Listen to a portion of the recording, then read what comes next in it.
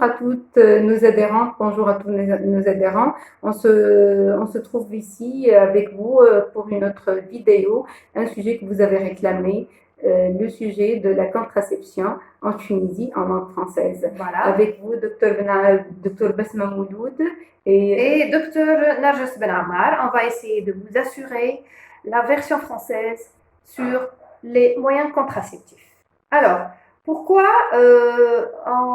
ça a de l'intérêt, cette contraception? Pourquoi on parle de contraception et on insiste toujours à sensibiliser les femmes pour adhérer à un moyen contraceptif? Pourquoi on continue toujours à parler de contraception dans un pays là où on dit qu'on a maîtrisé les naissances et on est à 2 enfants par foyer? Donc on continue pour les raisons suivantes. Oui. Concernant la femme, quels sont les bénéfices? Voilà, alors il y a de l'intérêt vis-à-vis de la femme. Alors, le premier intérêt, c'est que la femme, quand elle espace ses grossesses, elle peut rétablir sa santé. Elle a quand même, pendant la grossesse et pendant l'accouchement, elle perd du sang, elle perd du fer, plusieurs composants affaiblit la femme. Donc, c'est un moyen pour que cette femme-là récupère vis-à-vis de sa santé. Deuxièmement, quand on espace les naissances, on réduit la mortalité maternelle. Pourquoi? Parce que quand une femme, elle accouche à chaque fois, son utérus, il est donc sujet à ce qu'on appelle l'hémorragie en postpartum, c'est-à-dire elle a plus de risques d'avoir une hémorragie quand les naissances sont rapprochées.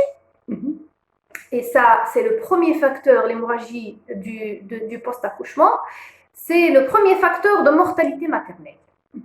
Donc, c'est pour cela, ça a une importance pour diminuer la mortalité maternelle. Et troisièmement, la femme, quand elle utilise un moyen contraceptif, elle évite le recours à une grossesse non désirée et elle évite le recours à un avortement qui a aussi plusieurs inconvénients sur sa santé et physique et mentale. Alors, pour ce qui est de l'enfant, bien sûr que ce n'est pas seulement la maman qui a un intérêt dans cet espacement de naissance, il y a aussi l'enfant qui va être né. Donc, l'enfant à naître aura plus de temps de s'allaiter, plus de temps de s'alimenter correctement, plus de temps de bénéficier de sa maman sur le plan affectif. Donc, il aura plus il sera plus pris en charge et mieux pris en charge par une mère qui n'est pas enceinte, et de deux, pour un enfant qui vient, ou bien quand la femme tombe enceinte, ayant un corps qui est affaibli d'une grossesse antérieure, l'enfant à naître il peut avoir des fausses couches, il peut avoir un retard de développement de l'enfant à l'intérieur de l'utérus. On peut avoir des enfants de faible poids de naissance parce qu'ils sont venus sur un corps qui est affaibli et un corps déjà qui est en anémie. Donc, et quand on a un enfant faible à la naissance, le risque de la mortalité néonatale, le risque de la mortalité au cours des premières semaines augmente. Donc, ça, c'est quelque chose qui va l'espacement de naissance va faire bénéficier l'enfant à naître d'un corps d'une maman plus robuste et meilleur et qui soit en bonne santé. Donc ça, c'est les deux intérêts. Il y a l'enfant qui va bénéficier et la maman qui va bénéficier. Pour les deux, on conseille l'espacement de naissance. Et Dr Mouloud, vous pouvez nous énumérer les moyens de contraception qui sont disponibles gratuitement dans le secteur public. C'est ça. Le secteur public veut dire les dispensaires et entre autres ce qu'on appelle les structures de santé de base. Les centres de planning familial, appelés maintenant les centres de planning familial et de santé de la reproduction, affiliés à l'Office national de la famille et de la population.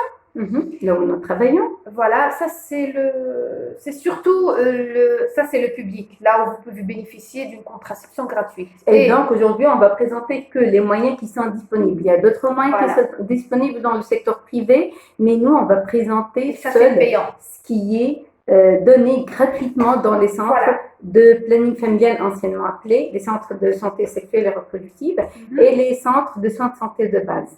Alors, bon, excusez la qualité de l'image, mais toujours est-il, on va les expliquer un par un tout à l'heure. Il y a le dispositif intra-utérin qui est appelé le stérilet. Oui. Il y a aussi la pilule, les pilules donc contraceptives. Il y a l'implant sous-cutané. Il y a l'injection, les injectables. Il y a le préservatif. On a ici la contraception d'urgence qui est appelée la pilule du lendemain. Il y a les spermicides intravaginaux et il y a la contraception définitive, c'est la ligature pénétrante ou la stérilisation tubaire. Aussi, on va parler à la fin de la présentation des moyens de contraception secondaire. Alors, à vous, docteur, de commencer. Excusez-moi. On va commencer par le dispositif intra-utérin, en fait, le stérilet. Il est connu depuis les années 60 et il a prouvé son efficacité auprès des femmes. Donc, le dispositif intra-utérin, on entend parler et on a peur de ce dispositif intra-utérin. En fait, je vais vous montrer un dispositif intra-utérin, vous allez le voir, c'est ça. C'est 3 cm sur 2 cm, pas plus. Il est petit. Juste une minute. Il n'est pas du tout. Donc, vous allez voir que c'est une structure en plastique qui est entourée d'un fil en cuivre. D'un fil de cuivre. Ça, c'est du cuivre, ça, c'est du cuivre. Et le cuivre, il est très bon pour l'organisme. La forme de T. En fait, il y a 2 types de stérilés. Il y a le stérilet en cuivre. Il y a le stérilet hormonal. C'est le même principe. Donc, on a une forme de T. Donc, ça, c'est hormonal, le Mirena. Là où il y a, vous voyez le verre là? Au niveau du verre, il y a une substance hormonale qui se libère petit à petit durant 5 ans. Ça dure 5 ans.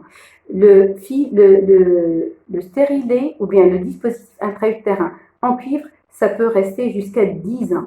10 ans. Donc, c'est 3 cm sur 2 cm avec une forme de T. En fait, c'est un dispositif qu'on va mettre, que la sage-femme ou bien le gynécologue va mettre au niveau de l'utérus. On a vu ensemble l'appareil génital féminin et je vais vous montrer l'application. Parce que beaucoup de femmes ont peur de ce dispositif, mais en fait, on va vous montrer ça. C'est l'appareil génital femme. Ça, c'est les dimensions réel de l'appareil génital. Enfin, je ne sais pas si on peut faire un peu de la lumière pour que les choses soient claires. Oui, c'est mieux, c'est beaucoup mieux. Merci. Voilà. Donc, vous allez voir la sage-femme. Comment introduire? Oui, la sage-femme va introduire. Donc, c'est les jours la sage-femme ou le médecin, bien sûr. Le médecin, le prestataire. Donc, va introduire l'applicateur avec le dispositif intra-utérin. Il est fermé à son introduction, il est plus. Ensuite, hop, le dispositif est en place. Donc, vous allez voir que ça, c'est un dispositif intra-utérin en place en dimension réelle, à l'intérieur de l'utérus. Alors, comment l'enlever maintenant, le jour où la femme décide ou bien veut récupérer sa fertilité et veut concevoir un enfant, il suffit d'aller voir sa sage-femme et la sage-femme va récupérer le fil, hop,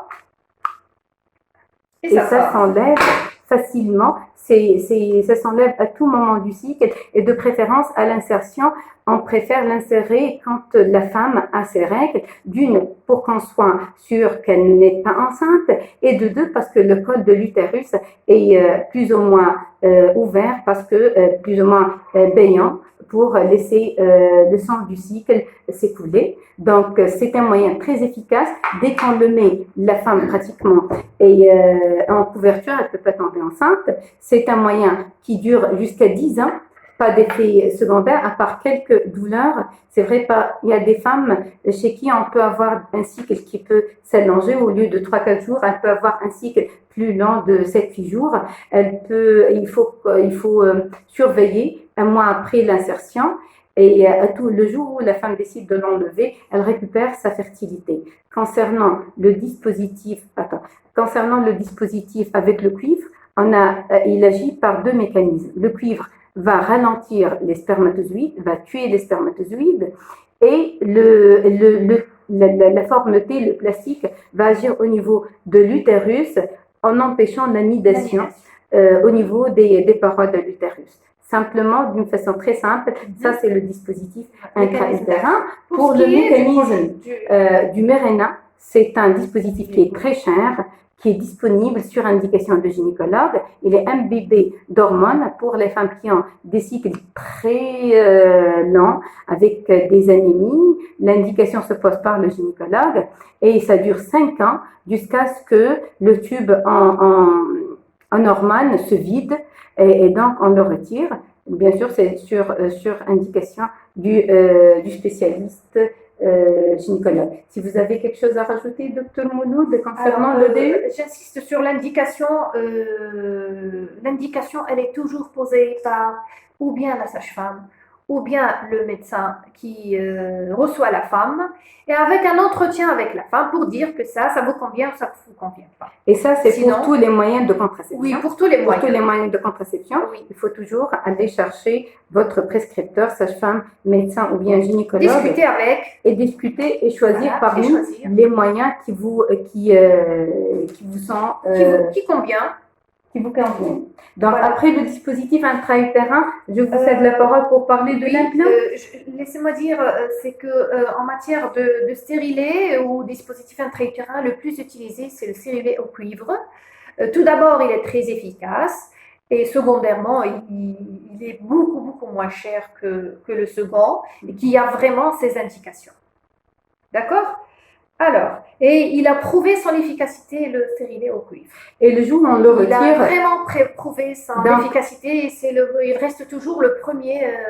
moyen de contraception. Moyen, oui, en Tunisie. Et il faut dire que aussi, dès qu'on le retire, la femme retrouve sa fertilité immédiatement. C'est très réversible. C'est rapidement réversible, c'est immédiat. Il n'y a pas de crainte. Même pour les moyens autres contraceptifs, il y a toujours une réversibilité de la fertilité. Alors le second moyen qu'on va traiter maintenant, c'est ce qu'on appelle l'implant sous-cutané. Alors l'implant sous-cutané, par contre, la durée, elle est de 3 ans. Donc ça, c'est 10 ans, 10, 5 maintenant, à 3 ans. Voilà. En recrudescence, c'est 3 ans. Alors, c'est un petit bâtonnet qui s'implante en sous-cutané dans la face interne du bras qu'on utilise le moins. Ça. Oui, vous pouvez. Oui. Donc, vous allez voir, c'est un bout en plastique de 3 cm. Alors, ça sera à ce niveau-là, excusez-moi, voilà, et il est même, voilà, il s'insère au niveau du bras, voilà, avec une petite anesthésie, et on le retire aussi avec une petite anesthésie locale, de rien du tout, d'un cc, de 1,5, et c'est très rapide. Ça, c'est l'applicateur.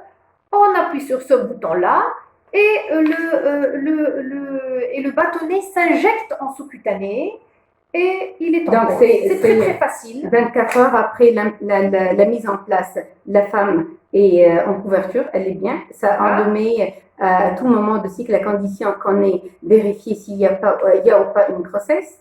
Donc, ça, c'est l'indication. Oui. Que ce soit jeune fille ou bien femme mariée, peuvent l'utiliser. Donc, c'est indiqué, les doses hormonales sont libérées tous les jours pendant 3 ans et dès qu'on le retire, la fertilité, elle revient très rapidement. On ne dépasse pas les 3 mois et la femme tombe enceinte, d'après toutes les études qui ont été faites sur cela. Donc, le moyen suivant. Alors, le moyen suivant, c'est ce qu'on va présenter, c'est l'injectable. Donc, c'est connu chez beaucoup de femmes, c'est Zoriqa. L'injection de 3 mois, en fait, c'est le Depo-Provera. Voilà. Ce sont des injections hormonales que la femme va... c'est l'indication. L'indication va dépendre des bilans que va réaliser la femme. C'est un moyen qui doit être repris impérativement tous les 3 mois. Bien sûr, après consultation, il faut toujours revoir la femme parce qu'il y a des indications, il y a des contre-indications pour ce moyen de contraception. Il est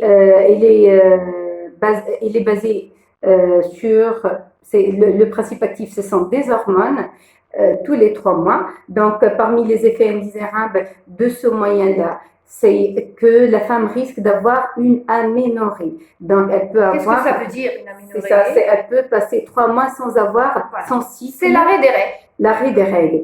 Et ça peut être expliqué. Beaucoup de femmes ont peur et disent que peut-être le sang des règles reste à l'intérieur et peut s'infecter. C'est une fausse croyance qu'on veut bien clarifier. Donc, quand la femme s'injecte ou bien quand on donne l'injection de Depo-Provera aux femmes, en fait, la couche du sang qui va se développer d'habitude au niveau de l'utérus ne va pas se former. Donc, il y aura un blocage au niveau des ovaires. Donc, on a un blocage au niveau des ovaires, ce qui fait que la couche du sang au niveau de l'utérus ne va pas se former. Et donc, il n'y a pas de cycle, il n'y a pas de règles, il n'y a pas de sang de menstruation.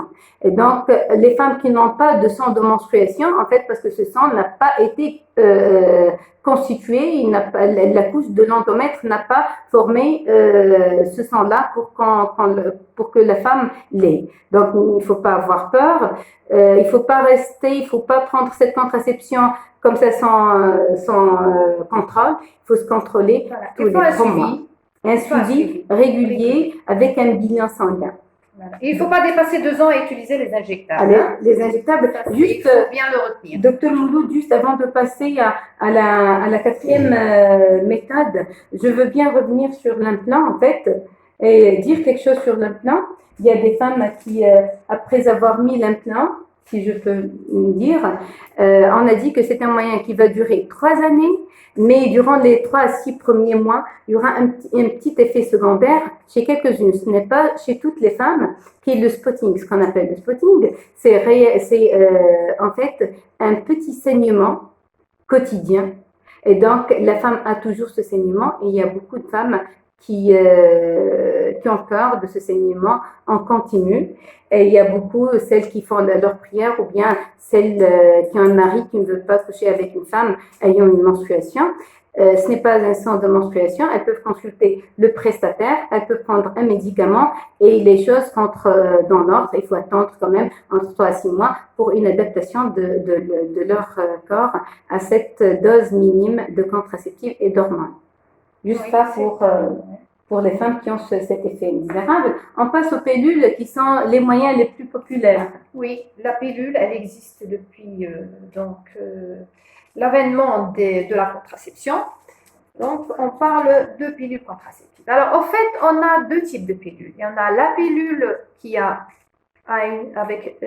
composée d'une seule hormone et il y a la pilule, ce qu'on appelle combinée.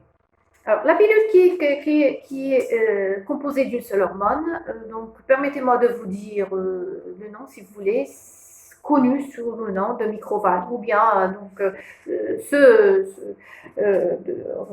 celle qui est disponible à l'autre niveau, c'est le Microval. C'est une pilule qu'on utilise tous les jours à la même heure. Il ne faut pas oublier l'heure parce que c'est une pilule avec une seule hormone. Quand on peut dépasser l'horaire de 2 heures, on peut tomber enceinte. Donc, méfiez-vous, il faut régler votre portable pour prendre régulièrement votre pilule. Regardez ici, il y a les jours, hein, on peut commencer le jour J et suivre pour qu'on peut se rendre compte le jour où on a oublié, on va trouver qu'on est tombé sur une case qui est pleine, alors que normalement, hier, la comprimée d'hier a été déjà pris et je le retrouve. À ce moment-là, il faut arrêter la contraception et recommencer à zéro. Il faut tout court consulter, exactement, comme l'a dit Dr Benhamar. Et cette pilule, elle est plutôt utilisée pendant l'allaitement pour que elle n'est pas, parce qu'elle n'a pas d'effet sur l'allaitement comme les autres pilules. On peut l'utiliser pendant l'allaitement et plutôt elle est recommandée pendant l'allaitement. Et pour une femme qui allaite correctement, donc les deux peuvent jouer le rôle contraceptif correctement. Et c'est surtout ça. Ça ne veut pas dire qu'elle ne peut pas être utilisée chez d'autres femmes. Donc l'indication reste toujours dédiée au prestataire qui peut prescrire une pilule ou autre à la femme. Avant de passer celle-là, si je peux ajouter Oui, quelque chose. quelque En chose à fait, rajouter. il y a des femmes, les femmes, quand elles accouchent dans les maternités, elles sortent avec des plaquettes comme celle-là. Et ils ne savent pas, parfois, le message ne passe pas convenablement. Elles croient que dans les suites immédiates de l'accouchement, elles n'ont pas besoin de ça. Elles attendent jusqu'au retour des couches, jusqu'à ce qu'elles aient leur cycle. Non, en fait, dès qu'elles sortent de la maternité, dès les premiers jours, elle doit prendre ces comprimés, ces pilules-là en continu, même si elle n'a pas de retour de couche. Même si elle n'a pas ses règles, elle doit continuer à prendre tous les jours un comprimé jusqu'à ce qu'elle décide de changer de moyen de contraception et opter pour un autre moyen de contraception. Donc, le fait d'allaiter, le fait d'être en aménorrhée, seulement, sans pilule, la femme peut tomber enceinte. Pour éviter toute grossesse et éviter toute grossesse non désirée, en fait, éviter d'aller avoir recours à l'avortement, il vaut mieux être couverte par cette pilule tous les jours, la même heure, on prend notre comprimé sans oublier et sans faire le temps de pause qu'on va voir avec les autres pilules. Alors, maintenant, on va voir la pilule combinée avec 2 hormones. On a le Microgino qui est la pilule combinée disponible donc, dans les secteurs étatiques. Alors, cette pilule, elle a 21 comprimés. Vous voyez ici, 21 comprimés. Et toujours, on a le système de jours. On a lundi, mardi, mercredi, jeudi. Alors, cette pilule, on commence à la prendre à partir des premiers jours des règles, généralement entre le 3e et le 5e jour des règles. On peut même commencer le 1er jour des règles. Il ne faut pas dépasser le 5e jour pour commencer une pilule. Si on dépasse le 5e jour, il ne faut pas la prendre parce que on ne va pas avoir l'effet donc contraceptif, parce que l'ovulation, elle a déjà commencé dans le sens où les pilules, elles inhibent l'ovulation. Ce type de pilule inhibe l'ovulation. Donc, on commence entre, j'ai dit, les premiers jours des règles, généralement 3e, 4e, 5e jour des règles, pas plus. On prend un comprimé par jour à la même heure, de préférence à la même heure, il ne faut pas oublier. Donc, comme je vous ai dit, essayez de régler votre portable sur un horaire fixe, au moment duquel vous prenez votre pilule. Alors, on prend 21 jours de comprimé, puis on va s'arrêter pendant 7 jours. On fait cette fenêtre de 7 jours. Donc, 21 jours, le mois est composé de 30 jours. Donc, on en a 3 semaines ou 21 jours de comprimé. Ensuite, 7 semaines sans comprimé, et ainsi de suite. Et vous n'allez pas vous tromper. C'est-à-dire, quand on a terminé notre dernier comprimé dimanche, le dimanche d'après, j'essaye de commencer la prochaine plaquette et j'aurais fait 7 jours sans comprimé. Pendant ces 7 jours sans comprimé, il y aurait les règles. Alors, cette pilule, du moment qu'elle est combinée, elle est indiquée aussi chez la femme, surtout d'un âge plutôt avant 35 ans. Il faut toujours aller voir et la prestataire, s'il vous plaît, pour l'indication. On est là pour présenter les moyens. Voilà. Et pour les indications et les contre-indications, il ne faut pas se fier, il ne faut pas s'arrêter sur notre vidéo. Là, on est en train de présenter la panoplie qui existe. Mais l'indication reste toujours au prestataire. À celui, c'est-à-dire la sage-femme ou le médecin qui prescrit votre pilule. Juste un petit complément pour les pilules, s'il vous plaît, un petit conseil pour les femmes. On a vu dans les campagnes, on a vu quand on a réalisé des campagnes de sensibilisation ou bien des caravanes sanitaires, il y a des femmes qui restent sur la pilule pendant 6 et 7 ans parce qu'il y a 6 ou 7 ans, ça a été prescrit par sa sage-femme. Donc, essayez de ne pas prendre les pilules comme ça, sans prescription, sans contrôle. Il faut se faire contrôler par des bilans parce que le jour J, on peut avoir l'indication à ces pilules, mais 2-3 ans après, on peut avoir des contre-indications absolues. Donc, s'il vous plaît, allez toujours et périodiquement vers votre prescripteur pour avoir les pilules parce qu'il s'agit quand même des hormones. Il ne faut pas vraiment jouer avec les hormones. C'est ça, parce qu'il y a des contre-indications absolues comme l'hypertension, comme le diabète, comme le fait qu'on a un traitement à prendre. L'hypercholestérolémie, les troubles sanguins. Donc, il y a beaucoup de choses qu'il faut que le prestataire vérifie avant de reconduire. Il faut faire toujours des contrôles, des bilans biologiques, la glycémie. Avant de reconduire le mode moyen de contraception. Voilà. Et parce que notre organisme bouge. Donc, quand on a 25 ans, on a un certain corps. À 32 ans, à 34 ans, on n'est pas à 40 changements. Donc, il faut toujours vérifier, est-ce qu'on est toujours capable de prendre sans risque sur sa santé un moyen ou pas. Donc, on enchaîne avec le suivant. Les moyens qui sont appelés secondaires. Non, pas les moyens vraiment secondaires, mais on est sur barrière. Le spermicide, qui est accouplé au préservatif. Parfois, il y a une contre-indication juste momentanée, ou bien, par exemple, la femme a commencé la pilule et elle a oublié 2-3 jours, donc elle peut plus continuer sur la pilule, mais elle veut quand même rester protégée, ou bien elle a une infection locale, là où elle peut pas vraiment, là on est obligé de retirer le dispositif intra-utérin, et donc ce sont des moyens, pas de longue durée, mais des moyens qu'on va utiliser, c'est le préservatif pour l'homme et le spermicide pour la femme. Ce sont des ovules, et c'est gratuit. Je reviens toujours sur le fait que tous les moyens sont gratuits au niveau de nos centres. Donc, c'est une ovule que la femme va mettre au fond du vagin 15 minutes avant le rapport sexuel pour que cet ovule-là, c'est un produit qui va tuer les spermatozoïdes qui se trouvent au niveau de l'éjaculat de l'homme. Avec le spermicide, avec le préservatif, on est sur un taux d'efficacité pratiquement à 90%.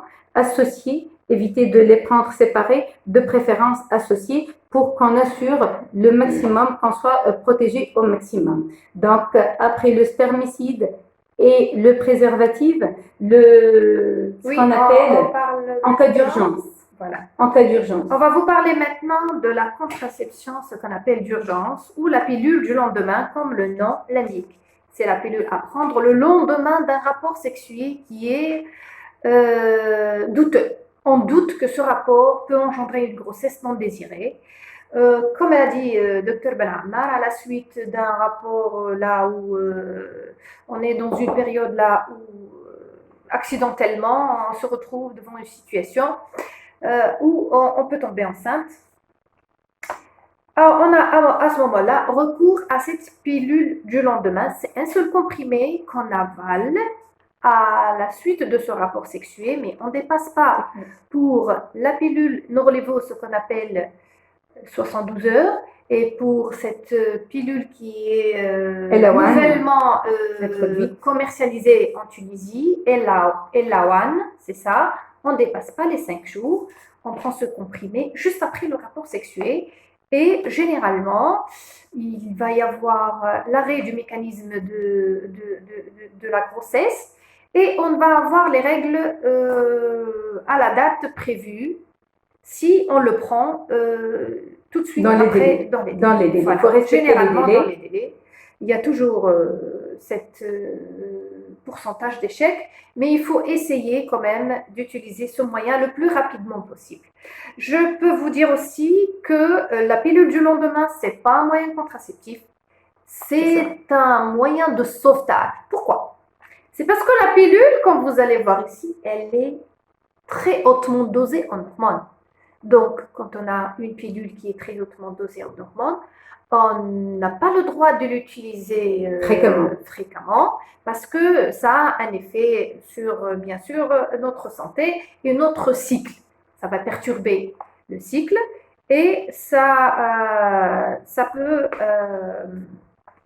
aussi avoir des effets secondaires. Et donc, quand on prend ça, s'il vous plaît, pour les femmes qui utilisent le préservatif et ça casse, ou bien en cas de viol, ou bien en cas où on a eu un rapport qui est suspect d'être fécond, on n'a pas vraiment envie d'avoir une grossesse, donc on a le droit de recourir à ce moyen de contraception qui est une contraception d'urgence, un seul comprimé, vous allez voir qu'il y a un seul comprimé, on le prend immédiatement le lendemain et dernier délai, c'est 72 heures. Je préfère dire 72 heures que 5 jours pour être dans l'efficacité. Parfois, il y a un cycle qui est perturbé. Après, comme vient de dire Dr Mouloud, ça peut perturber le cycle, mais quand on le prend, on ne dit pas que ça y est, il n'y a pas de grossesse. Il faut aller consulter après, il faut voir un prestataire pour vérifier si vraiment on n'a pas de grossesse évolutive après l'utilisation de ce moyen de contraception. Ça ne peut pas être utilisé tous les mois.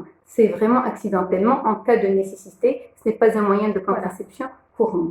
Donc, et pour finir, on va finir par la ligature des trompes.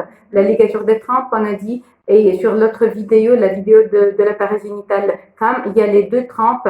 Les deux trompes, elles servent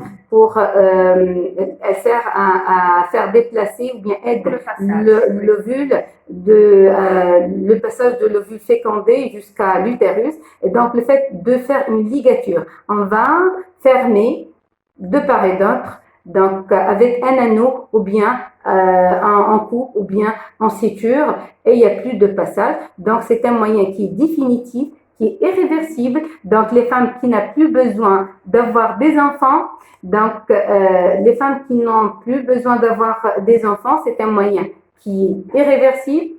Et il faut dire que c'est un moyen qui ne va pas toucher l'appareil génital féminin. Donc c'est une femme qui va garder son cycle. Donc, elle va avoir ses règles comme d'habitude, qui a des rapports sexuels, sa sexualité ne va pas être touchée et ses hormones ne vont pas être touchées. La seule chose qui va être touchée, c'est la possibilité d'engendrer des enfants et donc il y aura plus cette possibilité d'engendrer ces enfants pour celles qui ne veulent plus avoir des enfants ou bien pour celles qui la grossesse constitue une contre-indication absolue. Donc, les femmes cardiaques, il y a des femmes qui ont vraiment des maladies chez qui on interdit toute possibilité de grossesse. Et pour ces femmes-là, la ligature des trompes est encore disponible dans quelques centres de planning familial. C'est pas dans les centres de planning familial parce que c'est un geste qui nécessite quand même une anesthésie générale, mais en collaboration avec les hôpitaux régionaux, avec les établissements universitaires, hospitaliers universitaires, on continue quand même à faire bénéficier nos femmes, nos demandeuses de ce geste-là de ligature des trompes. Donc, on a fait le tour. Ça reste, je crois qu'il faut quand même dire un petit mot sur les moyens secondaires. Laissez-moi leur dire quelque chose sur la ligature des trompes. C'est un geste qui ne nécessite pas une chirurgie importante. Donc, il n'y a pas d'ouverture. Il y a 3 points.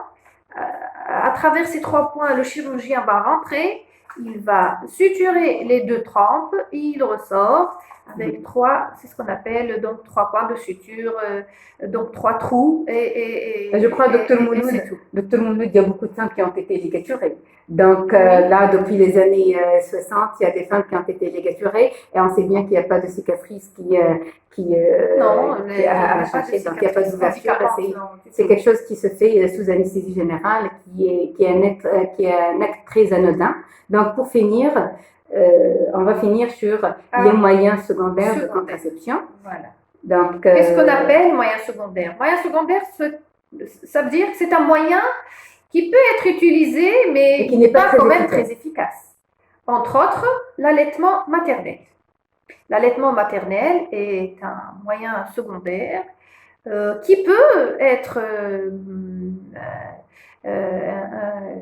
qui n'est efficace que si on est sur un allaitement exclusif. moyen contraceptif, mais plutôt avec quand on a un allaitement exclusif.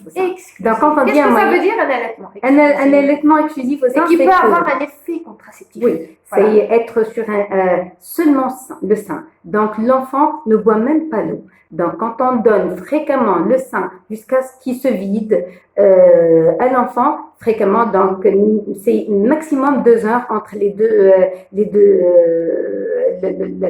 deux tétés. Et donc aucune goutte d'eau, ni tisane, ni un biberon d'eau artificielle. Là, on peut parler d'allaitement exclusif et qui ne peut pas dépasser 6 mois. En fait, là, on peut parler plus ou moins d'allaitement exclusif au sein et de l'efficacité de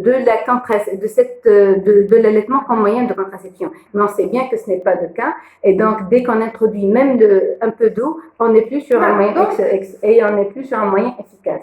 Ça doit être un allaitement donc exclusif. Oui, si pas je peux. D'autres. Oui. Donc, l'allaitement, c'est un moyen connu par les femmes, mais ce n'est pas un moyen très efficace. Le coït interrompu. C'est quoi le coït interrompu? Deuxièmement. Oui, c'est un moyen aussi utilisé par quelques couples. Donc, ça peut être utilisé par des couples qui, le jour où la femme tombe enceinte, n'a pas vraiment un problème. Donc, ça peut être utilisé, mais ce n'est pas très efficace. Alors, excusez-moi, le coït interrompu comblé aux méthodes du calendrier, c'est ça. C'est ce qu'on appelle le calendrier. Non, parce qu'il y a des femmes qui, sans calendrier, alors pour le coït interrompu, c'est que avant le moment de l'éjaculation, en fait, l'éjaculation se fait à l'extérieur. Donc, dès que l'homme a l'envie d'éjaculer, donc l'éjaculation se fait à l'extérieur. Mais ce que ne savent pas les femmes, c'est que les premières gouttelettes de sperme qui sont les plus chargées en spermatozoïdes, et donc le risque y est. Et on a vu des grossesses qui ont été des grossesses sur des éjaculations et sur des rapports superficiels. Donc, même si on est à l'extérieur, on peut toujours risquer une grossesse. Donc, éviter de prendre le coït interrompu comme un moyen de contraception. Ce n'est pas vraiment efficace. Le troisième moyen que vous pouvez expliquer, oui, on peut dire que c'est un moyen, mais bon, c'est pas très. Le calendrier. C'est pas très. Moi, je l'indique pour avoir des enfants. Oui, plutôt que pour c'est-à-dire planifier les enfants. Oui.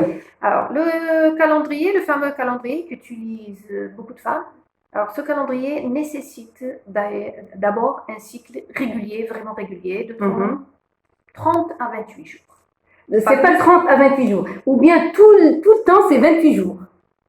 Tout le temps, c'est 30 jours. Mais on ne peut pas avoir 28 jours. 28, 29, 30. Non, on n'est pas sur un cycle 28, 30, 30. Il faut être vraiment sur un régulier. Le même nombre de jours. C'est ça un cycle régulier. C'est avoir tout le temps, la femme sait d'avance quand est-ce qu'elle va avoir ses règles. Donc, quand on est sur un cycle régulier, là, on peut parler. On peut parler parce que là, vraiment, il faut comprendre ce que ça veut dire un cycle régulier, comprendre la phase là où on peut tomber enceinte, la phase là où on ne peut pas tomber enceinte, ne pas avoir de stress, beaucoup. En ce qui nous concerne, qu'est-ce qu'on dit à la femme? Il vaudrait mieux que vous suivez ce que je vais vous dire pour un cycle, pour un calendrier qui peut être utilisé momentanément comme moyen contraceptif. C'est qu'on commence le premier jour des règles, on compte 10 jours. Ces 10 jours, bon, on peut dire que c'est des jours là où on peut avoir des rapports sexuels sans protection, avec un moindre risque de grossesse. Entre le 10e et le 20e mais jour, ça c'est la toujours. Il est toujours. Entre le 10e et le 20e jour, ça, c'est la période féconde, c'est la période de danger de tomber enceinte. Donc, il faut éviter, il faut utiliser un préservatif avec spermicide, un moyen, ce qu'on appelle secondaire, c'est ça, pour la contraception, et barrière plutôt pour la contraception. Et du 20e jour jusqu'aux prochaines règles, là aussi, on peut dire à la femme que la phase, pendant cette phase-là, il n'y a pas de risque, entre parenthèses, parce qu'on peut tomber sur une femme qui va ovuler après le 20e jour ou avant le 10e jour. C'est trop compliqué, donc éviter ça, avec tout le stress. C'est pas un moyen contraceptif sûr, sachez-le. Ça peut être adopté par des femmes à qui une grossesse éventuelle ne pose pas de problème. Donc, c'est une femme qui vous dit, bon, je vais adopter ce moyen, mais le jour où je tombe enceinte, cette grossesse ne va pas... Il n'y a pas de problème. Il n'y a pas de problème, je vais la garder. Donc là, c'est un moyen qui peut marcher. Mais pour une femme qui ne veut pas de grossesse, on évite d'utiliser les moyens secondaires. Donc on a fait le tour, juste pour rappeler les moyens, le dispositif intra-utérin, le stérilet, que ce soit hormonal ou bien cuivre. 5 ans pour l'hormonal, 10 ans pour le cuivre.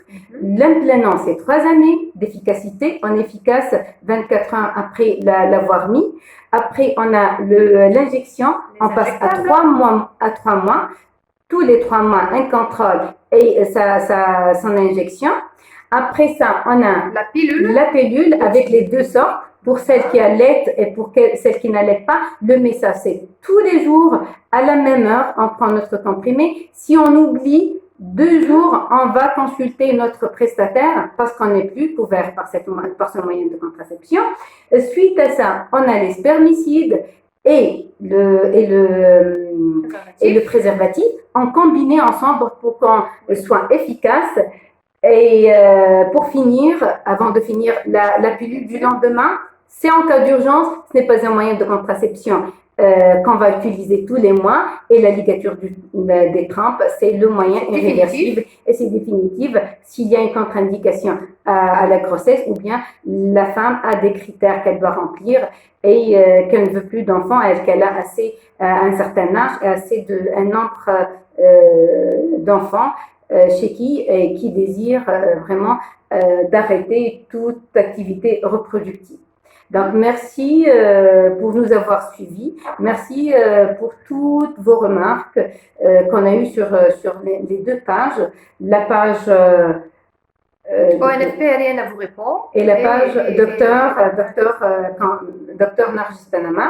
Donc, merci pour l'intérêt que vous portez à nos vidéos et à la prochaine. Alors, on vous dit au revoir et à la prochaine. À la prochaine. À très bientôt.